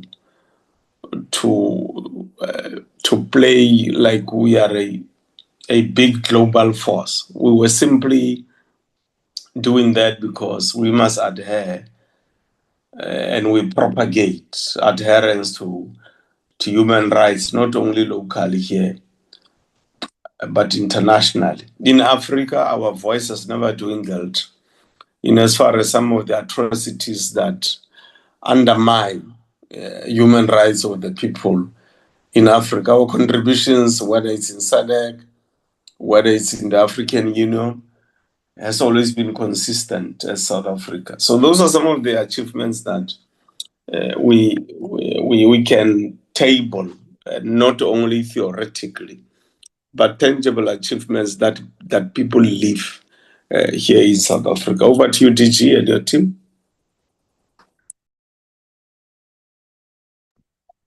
Good morning again, Honorable Chair and Honorable Members, and thank you for, I think, quite a lot of comments and some questions. Perhaps what I can do, if with your permission, Chair, is just to deal with some of the issues, and then I'm going to hand over to Ambassador Nkosi, but also DDG Mabongo, who is with us, who is responsible for global governance, to make comments on some of these matters. I think what the presentation sought to do, and I think our ministers also indicated how the approach to this is the Human Rights Council is a contested space. And when our presentation talks about politicization of the agenda, it actually talks to an historical bifurcation in which human rights has been tackled. So, all human rights, as we state, are supposed to be indivisible. But what we've had over the last sort of 30 years or so since our engagement, but also since 2006, since the founding of it, is that social and political rights has traditionally been championed mostly by what you can call countries of the West.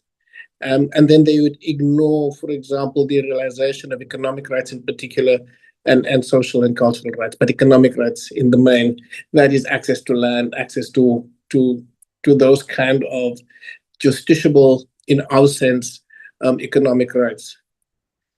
A lot of countries of the developing South, on the other hand, because of the way in which, at times, political and civil rights were used to ensure that some of the economic rights were not realized, then took a stance of only championing the economic rights and not championing social political rights. Our position in South Africa is that all of these rights are important. And it's straddling that divide. That's why we've become a bridging country. And it's no accident that we get re-elected quite often onto the Human Rights Council, because we actually bridge those divides.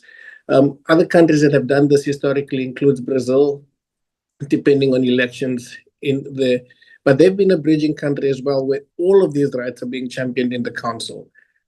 For us, it was then championing the rights such as that you find in the Declaration on the Right to Development, which is the one global instrument that actually brings together all of these rights on an equal footing. It's the only one. And this declaration for many years was rejected by the major players in the West, and right up until the SDGs, where the negotiations on the Sustainable Development Goals, where we managed to engage with them and brought them on board on the importance of the Declaration on the Right to Development, not just the framing of the right to development.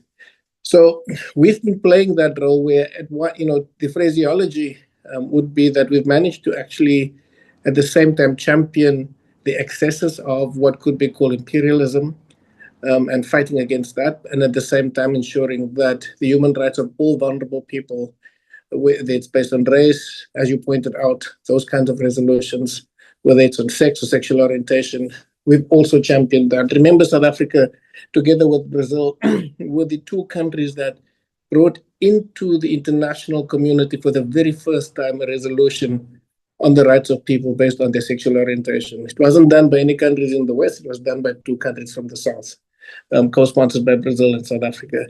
So we have done that historically, and we've become better, I dare say, Jay, at doing this over the last 10 years or so. We've become a lot better at being consistent in championing this in a very difficult space. So when the minister talks about how we do this, we have to take each resolution on its merits.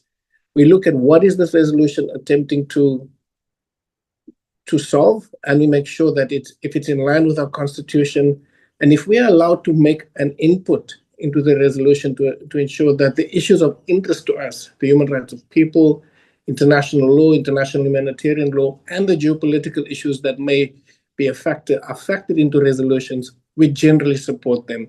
We will only abstain on a resolution that we agree to if these issues are not in line. So I must say that the consistency issue has been one of the issues that we have championed. I think Honorable Smith spoke a lot about Iran, and the minister did respond to that. One of the interesting things that emerged in that discussion was the description of the vessels as sanctioned.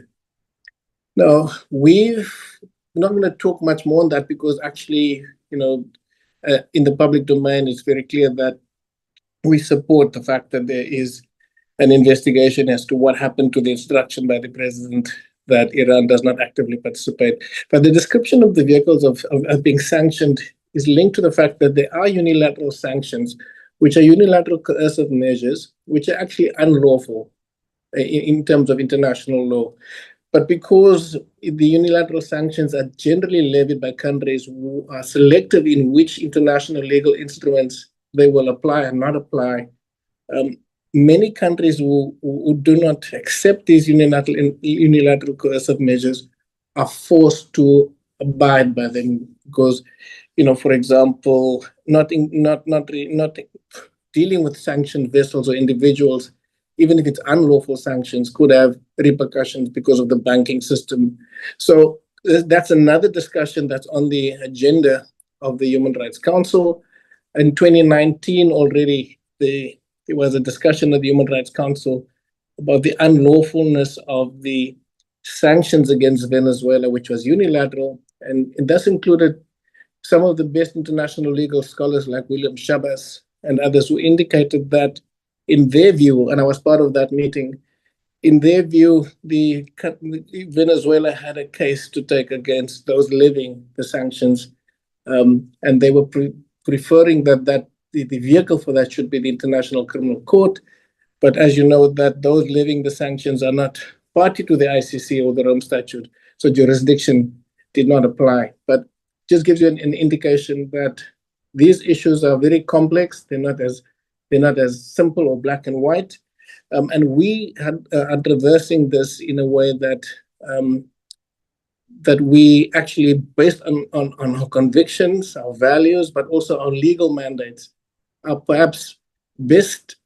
We can be described as amongst the best in terms of consistency over the last 2 decades or so. Of course, there are some resolutions over the years where we may have faltered, and we must be, through bodies like this, be taken to task.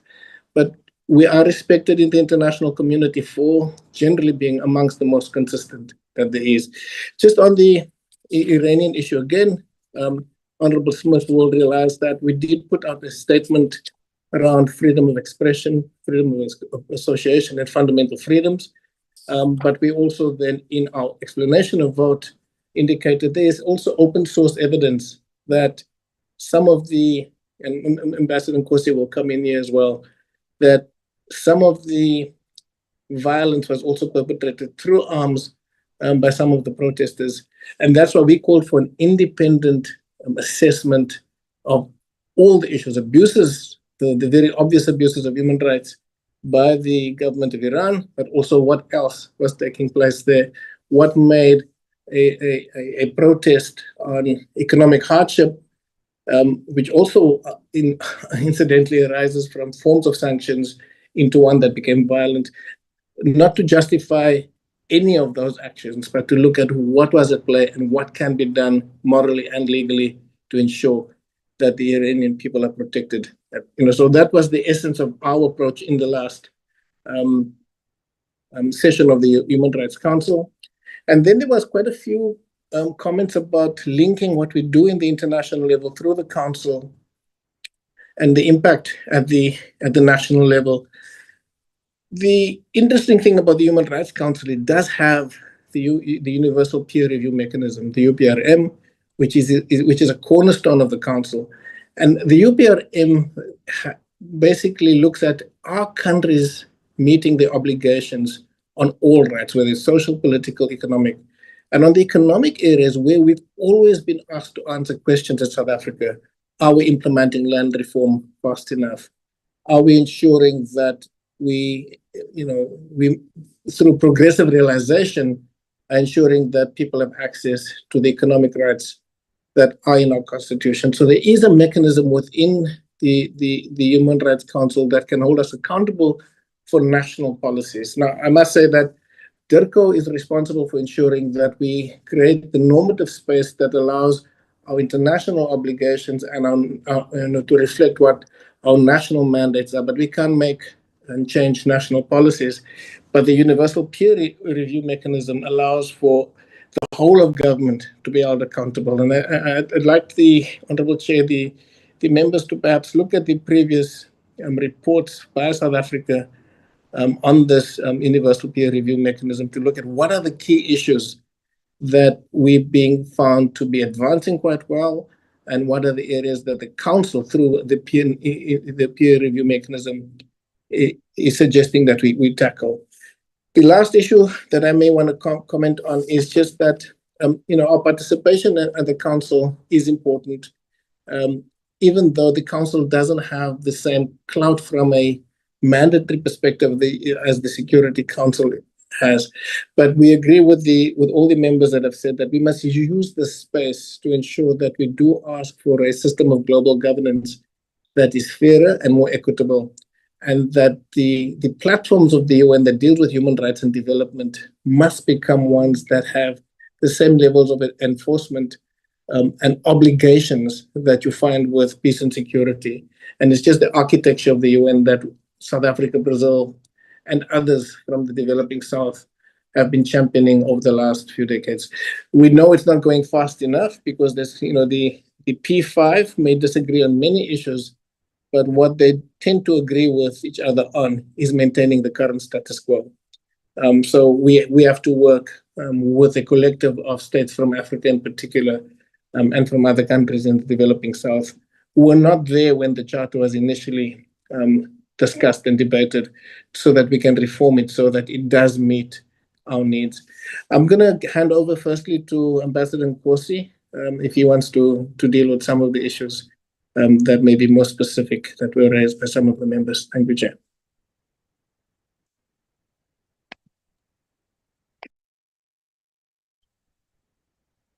Thank you very much, DG. Greetings once more to you, Honorable Chairperson, honorable members. It is indeed a great pleasure for me to participate in this very important briefing to our distinguished portfolio committee. Chairperson, I would like to preface my contribution by highlighting South Africa's long history of involvement with the UN human rights instruments and systems. Firstly, the Freedom Charter 1955, it drew inspiration from the Universal Declaration of Human Rights. And of course, our Constitution and our Bill of Rights also drew inspiration from the Universal Declaration of Human Rights, which was adopted within the framework of the General Assembly of the UN. And indeed, this is the cardinal, this is the prime statement on the universality of all human rights. Secondly, the first UN mechanism for human rights, the ad hoc working group of experts on Southern Africa, which was established in 1967 by the UN Commission on Human Rights, it had a specific focus on apartheid South Africa. This was the first investigative mechanism, first ever chairperson, special procedure that was established by the UN system, and it was focused on apartheid South Africa. And of course, as you would recall, this followed the tragic events that happened in Sharpeville, the Sharpeville massacre, which was one of the most significant events that mobilized the international community against apartheid. So I thought I should just give that context in terms of the significance of our engagement with the human rights, that there is a historical context that we should always keep in mind. On the situation of human rights in Iran, just to say that the Iran is under the focus of the HRC. And in this regard, there are two mechanisms that the HRC has established on Iran. Firstly is the Independent International Fact-Finding Mission, so-called FFM on Iran. And then the second one, Special Rapporteur on the human rights situation in Iran. The lead countries on Iran are the UK, Germany, North Macedonia, and Moldova. All these, of course, are northern countries. They are European countries. And of course, their engagement with Iran It also has got elements of bias, elements of impartiality, and as I will explain later, this is partly the reason why it becomes difficult to fully align with most of their proposed language on the situation in Iran. Now, I also need to clarify for the benefit of the members, Honorable Chair, that South Africa's position, which previously was to abstain, as the Minister and the DG has said, it's consistent with previous positions we've adopted on Iran. And this was not in any way dogmatic. It was not a knee-jerk kind of a response, but it was really based on an objective and rigorous analysis and assessment of the text that was before us. And it's important for members to know that abstention is not indifference or neutrality in multilateral diplomacy. In fact, abstention is regarded as a qualified yes vote. It's a qualified yes vote. It means that you may agree broadly with the much of what is in the text, but you may have some reservations on some of the elements on the text. And that is the context within which South Africa's last vote on Iran should be understood. Our approach highlighted concern about the large-scale violations against the protesters. And indeed, we expressed support for an investigation with the aim of securing accountability. Similarly, we also recognized the geopolitical context. As you know, there is a major build-up now around the Straits of Hormuz. We saw that the US has also reinforced its previous build-up in the region. And currently, there are talks that are taking place here in Geneva, which have been highly publicized. These are indirect proximity talks between the US and Iran, which are facilitated by Oman, but also with the participation of the IAEA. The DG of the IAEA is here in Geneva to also participate in these indirect talks. So you have all this context, the geopolitical context, and you cannot therefore adopt a position that is absolutist, either yes or no, in the context of all that is going on geopolitically. And this point was also highlighted by the High Commissioner for Human Rights, who really appealed to the sponsors of this resolution and all those who were engaged in the discussion to factor the geopolitical context in the resolution, so as to ensure that the resolution enjoys greater support in the HRC. Unfortunately, the co-sponsors led by the UK were not prepared to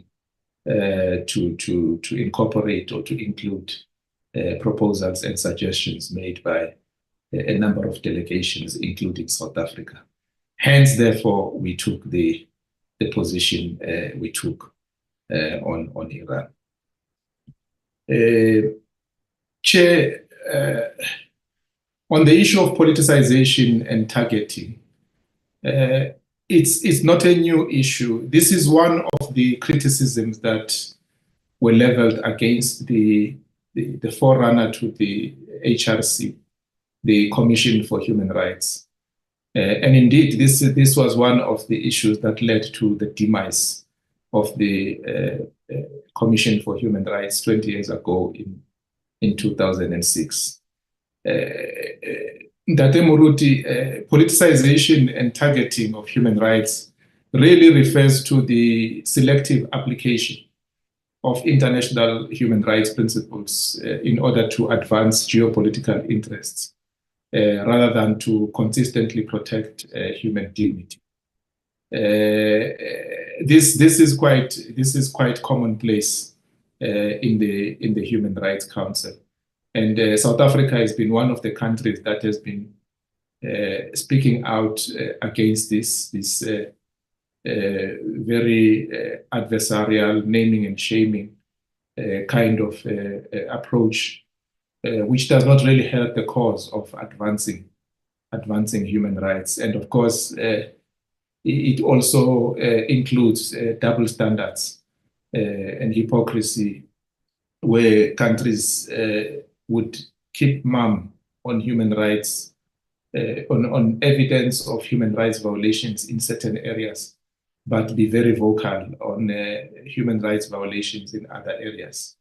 And therefore, this puts the credibility of the HRC into serious question as a universal advocate of human rights. On the question of justice for Africans and people of African descent, as raised by Honorable Douglas, just to say that towards the end of last year, we had a very good meeting here in Geneva, focusing on people of African descent, and we're looking at this within the context of ensuring that there is justice for Africans and people of African descent who have enjoyed the trilogy of slavery, of colonization and neo-colonization. In this regard, we thought that it was a critical we thought that we were at a critical juncture in the struggle against anti-racism, when racism, racial discrimination, and all its contemporary manifestations continue to negatively impact on the enjoyment of human rights, which phenomenon requires a united and comprehensive response from states and individuals. Accordingly, we have underscored the centrality of the Durban Declaration and Program of Action as a comprehensive response, indeed a solid framework for combating racism, racial discrimination, xenophobia, and related intolerance. Countries of the Global South are really united in highlighting the suffering of victims of racism, racial discrimination, xenophobia, and so on. And indeed, we have made a very impassioned and determined call for justice. And in this regard, members may know that the AU, the Assembly of Heads of States, had declared the decade for African roots and diaspora for the period 2021 to 2031. We are in the midst of this decade, and as one of the concrete steps in giving effect to the aspirations of this decade was the holding of the Pan-African Congress meeting in Togo, in Lomé last year, which I believe Deputy Minister Botes attended.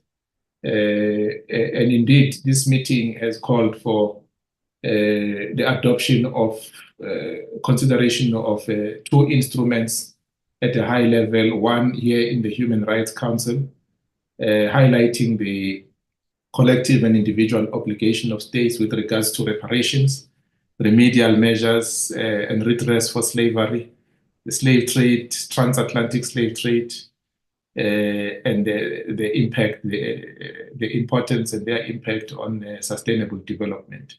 Also, we've seen recently that the president of Ghana, John Mahama, I saw also at the AU last week, he raised the issue of the possibility of an initiative in the UNGA, specifically on the issue of restorative justice, as a follow-up to a previous resolution recognizing slavery as a serious violation of human rights and commemorating the bicentenary of the abolition of the transatlantic slave trade. Chairperson, I will stop there because I don't know how much time we have, but if there is any need for me to come back on other issues, I am at your disposal. Thank you very much, Chairperson. Thank you very much, Ambassador.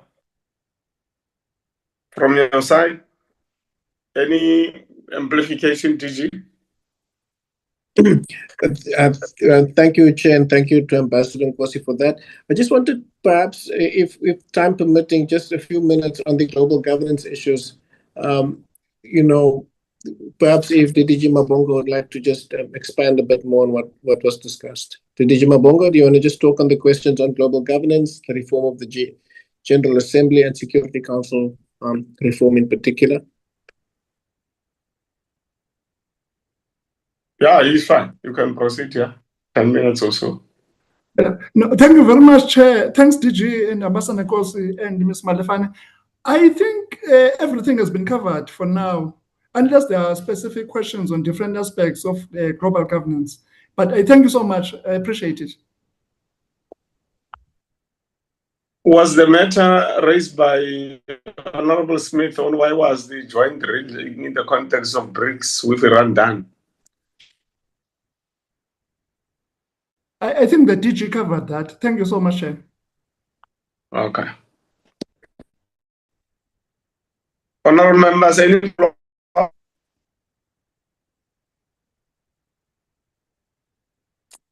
Okay, let me take this opportunity to thank you, the DG. Give our thanks to the Minister for making time to come to the Portfolio Committee. And also thank you and the rest of your collective at the highest executive level of DERCO for coming to do this important task of accounting to the Portfolio Committee on the activities of the department, particularly this particular important matter. The committee has also taken note of the appointment of South Africa with Lesotho to the security organ of the African Union. So we've taken note of that. It's quite an important development. At some point, we might have to discuss the relationship with Lesotho and why, in some instances, a country that almost is 100% dependent on South Africa behaves like it does in some of the international platforms. So we hope you can brief us on your experiences on relations with countries like Lesotho at that particular level, because that behavior by Lesotho is really uncalled for. Well, it's their right to do so, they're a sovereign state, but it was very surprising that the life of Lesotho is almost the life of South Africa. Lesotho is intertwined into South Africa, and we are unable just for Lesotho to say, because we've got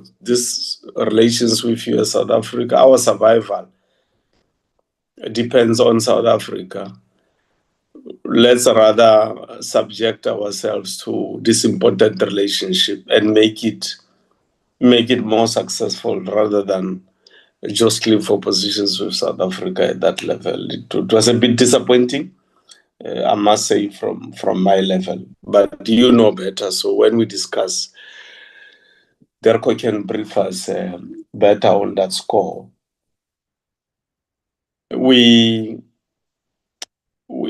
There's a matter we had said we will come back to of the reparations, Lubabalo. So if we can just make sure that we reschedule that matter as quickly as possible on reparations in the context of the African Union.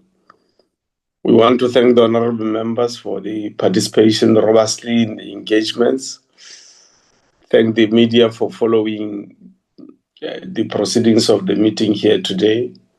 the people of South Africa who may have been following the proceedings. We also thank you for investing your time to follow the proceedings of the portfolio committee. This is how we come to the end of the meeting of today, honorable members. I wish you luck, those who are going to debate. This afternoon, it is the last debate today, because tomorrow the president will be responding. And we wish all of you, because we are getting into the campaign of the local government elections, we wish all of you a successful campaign in the local government elections. And we are of no doubt that it will be consistent with the dictates of the Constitution, whose 30 years we are celebrating this year. No matter the outcomes of the elections, we have the collective responsibility to keep South Africa stable so that future generations can inherit that which we would have constructed as the living for now. So the meeting is now officially closed. Thank you very much, Tamansintle. Hambani kahle. Thank you, Ra. Thank Thank you. Thank you very much. Thank you. Thank you, everybody. Thank you. Thank you, bye. Great.